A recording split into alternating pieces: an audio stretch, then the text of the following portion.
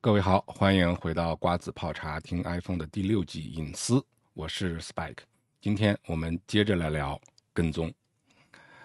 了解我的观众应该都知道哈，我是一个主打陪伴节目的频道啊，说话的方式呢，也就是聊天的方式，你千万别拿我跟这个电视台啊，或者那些专业的头部大主播啊，去相提并论啊，那个咱们望尘莫及啊。我也从来没有想过我会成为那个样子，甚至连他们是我的榜样我都不敢这么想啊。我只是老老实实的想把我自己的一些想法像聊天一样坐在这边跟大家进行一些分享啊，本着这样的一个心态才开设的这样的一个频道。所以你们就知道了为什么这个我的标题啊，标题在这边，我的标题写隐私跟踪括号下。那为什么上一期没写括号上呢？因为我录这期节目的时候，我就没打算分成2期，就是因为聊着聊着，然后发现不对了啊，时间聊的这个太多了，就是一个完全开机之前不打草稿的人啊。但是这个并不是对你说这是不是对大家不太负责任呢？我并不是这样认为。那首先我的定位就是聊天，谁聊天之前还把这打个草稿对着稿子念，我跟你聊天，那这是聊天吗？我觉得不是。大家应该都绝对不会缺少去看那些所谓正式的啊，就是信息密度很高的一板一眼那种节目。你上网上搜也好，打开电视机也好，到处都是。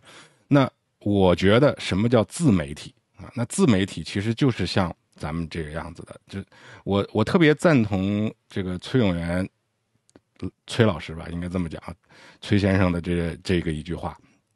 他在做视频的时候就说，有很多他的朋友啊是专业做这个影视啊之类的，一看他的这个自媒体发的节目，就觉得，我要给你提供一些指导啊，我给你弄灯光、音响、这个话筒怎么样？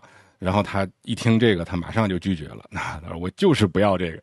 那我看最近2期他的节目都变成了就是根本人都不出来，开一个相机拍着他的床头灯，然后他躺到床上就跟大家去唠唠嗑啊，说说话。其实我觉得这个是自媒体应该有的样子。我觉得我现在这些灯光和设备和音响已经有点过了。刚才刚下单了一个摄像头，明天给大家做开箱哦。这你看又瞎扯了几句啊，那要不然把这个跟踪括号改成中啊，我们再聊个下。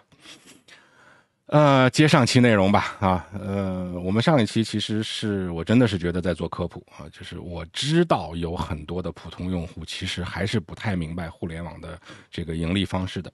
那这一期呢，我们开宗明义一上来呢，就跟大家直接说，直接说会有一些偏颇，但是我觉得能够更好的方便普通用户理解，因为你理解的偏颇一点，只要方向不错，总比你完全不理解要强吧。所以比较偏颇的理解就是，你可以认为互联网公司就是赚广告费的，你就这么理解，偏不偏颇？偏颇，但是比不理解要好得多。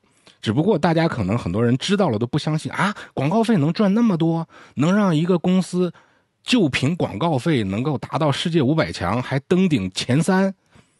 我告诉你，是的就是这样子的。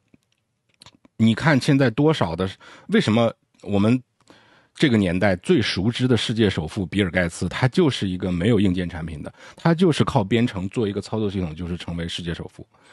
当时也被很多人不理解啊，但是 Apple 是一个做实业的，这个就有点不一样了。像 Google 就是一个没有任何的，那现在有他的手机了，但是也基本上是贴牌代工。但这么说也不合适啊，那确实是人家的手机，就像微软也在做硬件嘛，但是它的主营业务其实还是数字化的，就是你看得见摸不着的这些东西。那其实它是说白了是靠用户的数据去赚钱的。可能说直接卖钱有点难听，但是我直接说这些公司拿着他们用户的数据去卖钱也不错啊。因为大部分的互联网公司，你比如说像一些社交平台，对吧？你不可能，你社交平台你不可能还向你的这个用户去收费去啊。那微信还向用户收费吗？不会。但是微信缺钱吗？你觉得呢？这就不用说的一个话题，对吧？那他钱哪儿来的？不就是因为这些利用他的平台聊天的用户所产生的这些数据给他带来的费用吗？那这些数据为什么能给他带来收入？那不就是把你的数据卖了吗？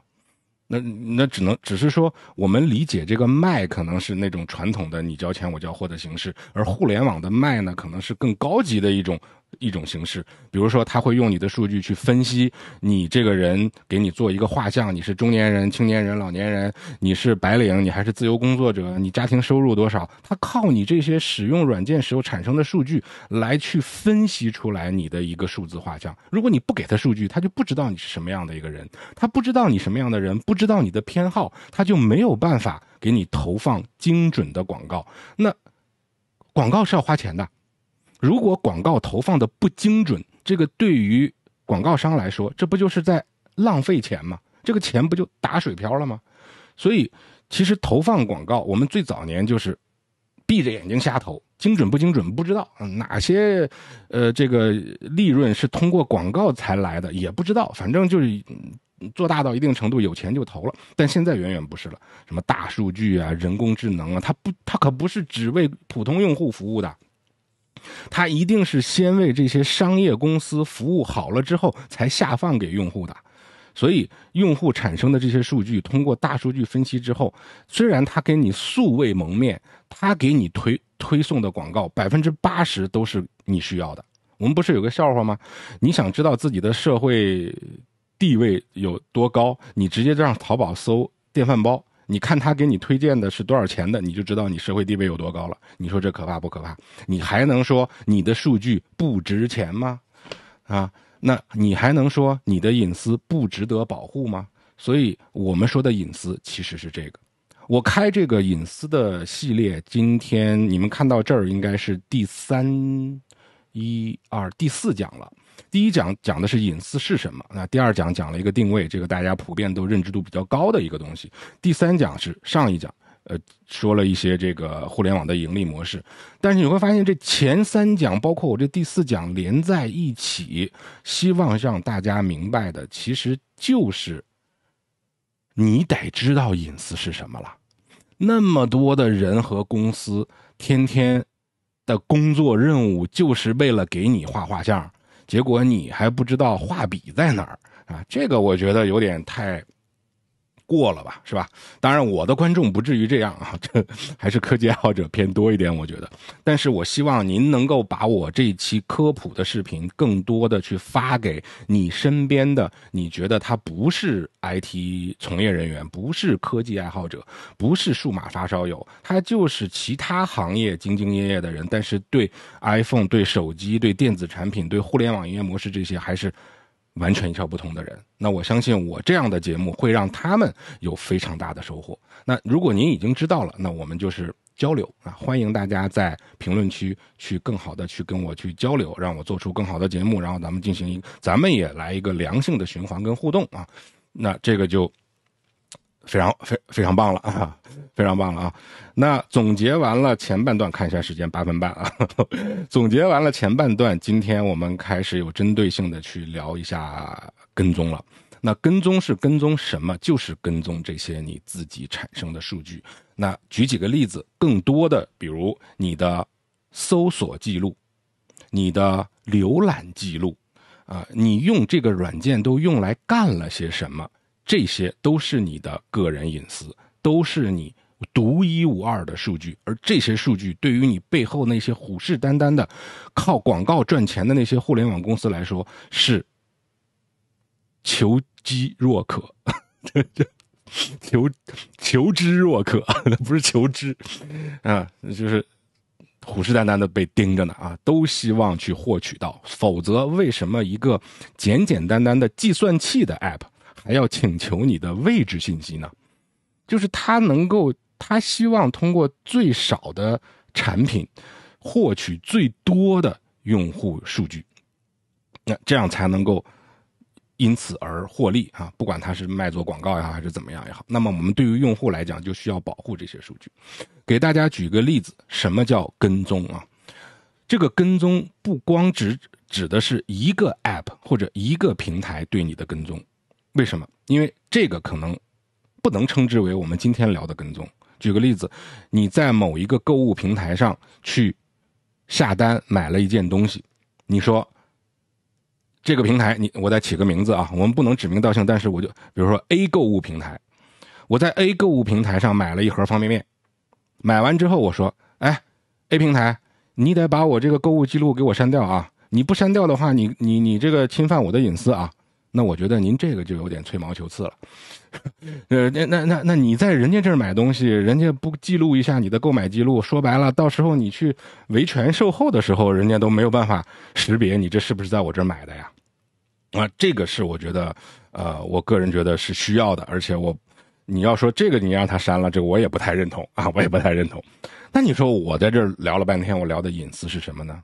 我聊的是你在 A 购物平台买了一箱方便面，结果 B 购物平台给知道了。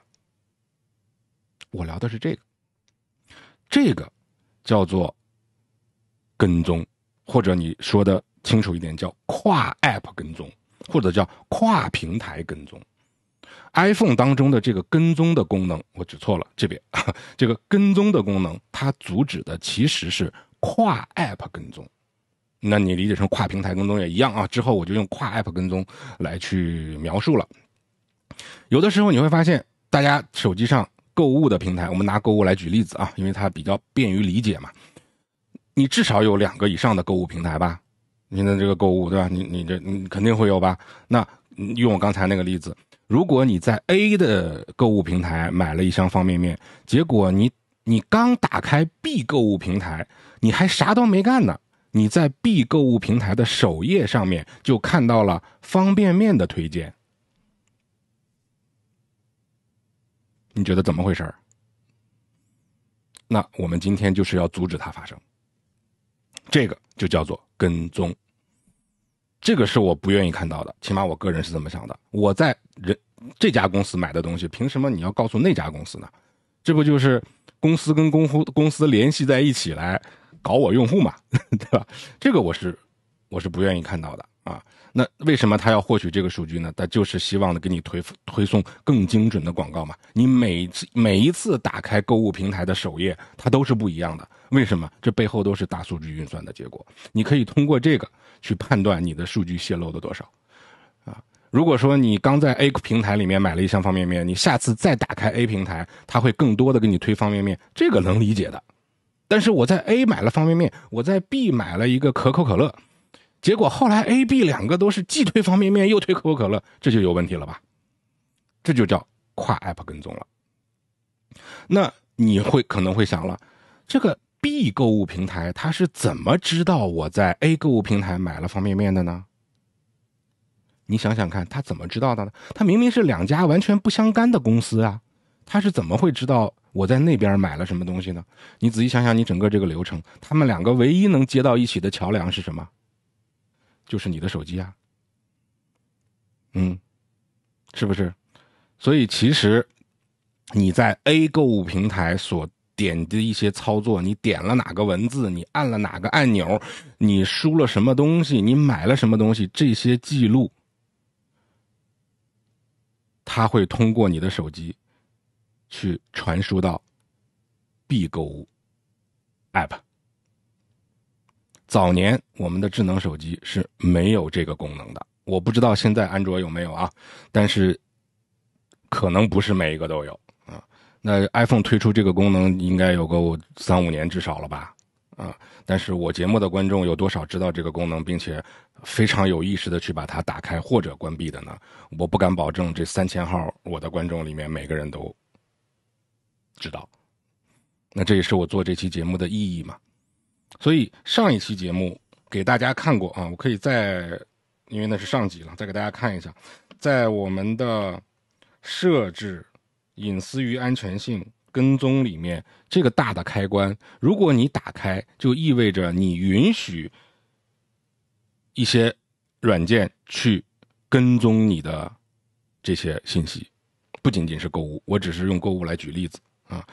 那你如果打开的情况下，你也可以单独的去开关某一款 App 允不允许跟踪。可能有的时候你是会觉得，我希望所有的购物平台都打通，为我推荐更好的产品。你觉得这个挺好的，好，你可以把所有的购物平台都打通，这个没问题。但所有的求职平台你要不要打通？啊，所有的这个比如说点评的平台你要不要打通？那这个不一定啊。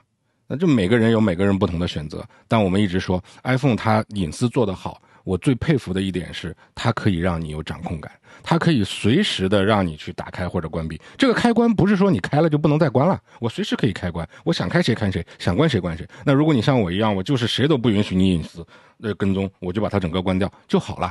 而且上期我们提到 iPhone 是一个封闭的操作系统，它是没有什么后门啊后台用户看不见的东西的，你关了就是关了。这个功能在软件上关闭，就相当于这个硬件被阉割或者坏了。就比如说你把定位功能这个开关一关，就相当于你这个手机就没有配备 GPS 模块，可以这么理解。但是如果是一个开放的操作系统，那就不一定啦。那你只是用户权限，人家还有管理员权限啊。什么叫 root？ 什么叫越狱？什么叫获取这个管理员权限？你用户权限关了，我管理员还开着，管理员是谁也不知道。就是出厂内置都有可能，出厂给你内置一个管理员，你都不知道，他想跟你什么跟你什么，你这个开关只是骗你用的。那这样我这个可能极端了一点，对吧？但是大家就是你们自己去评判就可以了。所以以上是说什么叫跟踪，大家可以理解什么叫跟踪，而且可以去有意识的去选择是总的开关全关闭，你问都别问，还是说你要去每一个开关再去单独的开关。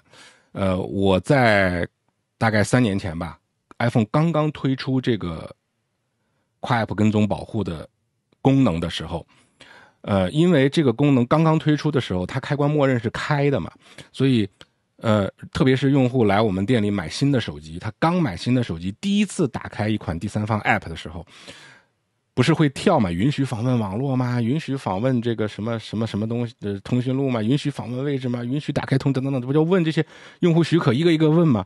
然后之前那些他们都知道怎么点，然后突然问出来允许 App 跟踪吗？